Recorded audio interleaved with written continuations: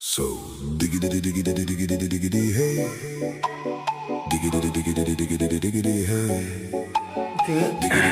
ඉතින් කොහොමද යාළුවනේ ගොඩක් දවසකින් ඉතින් මගේ අද නිවාඩු දවසක් සෙනසුරාදා ඉරිදා මගේ නිවාඩුව ඉතින් නිවාඩු දවසට උදේ 11ට විතර උදේට මම කනවා කොහොමත් 8:00 වෙනකොට අද කඩල කෑවේ නිවාඩු දවස හන්දා ඊට පස්සේ 11:00 වෙනකොට මේ වගේ ලෙමන් ජූස් එකක් හදාගෙන බොනවා තේ එකක් විතර මොකද මෙහි මේ හරි ලාභයිනේ දොඩම් ඉතින් දොඩම් කිලෝ එකම වෙන්නේ ලෙව් 6.7 ගාණක් වෙන්නේ ඉතින් ගෙඩි 8ක් විතර තියෙනවා ඉතින් මම මේ වගේ බීම කෝප්පයක් හදාගන්න මේ ගන්න එක ගෙඩියයි ඉතින් ඒ ගෙඩිය හොඳටම ඇති ඉතින් මේකට මම දාගන්නවා ලුණු ටිකක් දාගන්නවා ඊට පස්සේ ගම්බිරිස් කුරු ටිකක් දාගන්නවා සීනි ටිකක් කලවම් කරගන්නවා ඊට පස්සේ මේක මික්ස් කරගත්තම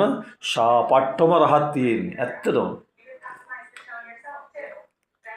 සුපිරි ඉතින් මගේ නිවාඩු දවසේදී මමත් මේ දොඩම් වීදුරුවක් බොන ගමන් ඉතින් ඕගොල්ලන්ට මම කියන්නේ අනම්මනම් ಜಾති ඔය කොකා කෝලා පෙප්සි අනම්මනම් බොන්න එපා. ඒවා බොනවට වඩා හොඳයි මේ වගේ දොඩම් ගෙඩියක් බොන එක. මොකද මේ කොකා කෝලා එකකුත් සාමාන්‍යයෙන් ලේ 7ක් ලේ 8ක් විතර වෙනවා. සමහරවල් ලේ 10යි ලේ 12යි. ලේ 16ටත් වෙනවා. ඉතින් ඒක හන්ද එච්චර ගාණක් වියදම් කරන්න ඕනේ නැහැ. ඔයාලට දොඩම් කිලෝ එකක් ගන්න පුළුවන් ලේ 6ක් 7ක් දෙනකොට. ඒකෙන් ඔයාලට සාමාන්‍යයෙන් දිනපතා බිව්වොත් දින 8ක් බොන්න පුළුවන්. මේ වගේ දොඩම් කෝප්පයක් හද මේ දොඩම් ගෙඩියක දොඩම් කෝප්පයක් මේ තියෙන්නේ. ඉතින් ඔයගොල්ලන්ට මම කියන්නේ මේ වගේ දොඩම් ගෙඩියක් බොන්න ඔයගොල්ලෝ හැමදාම නෙමෙයි සැරින් සැරේ බිව්වත් මාස්පතා බිව්වත් කොහොම හැමදාම දිනපතාම බිව්වත් ශරීරයට හොඳයි. අහිතක් නැහැ. සෞඛ්‍ය පැත්තටත් හොඳයි. එහෙනම් ඕගොල්ලොත් මේ විදිහට පුරුදු වෙන්න කියලා ඉල්ලා සිටිනවා.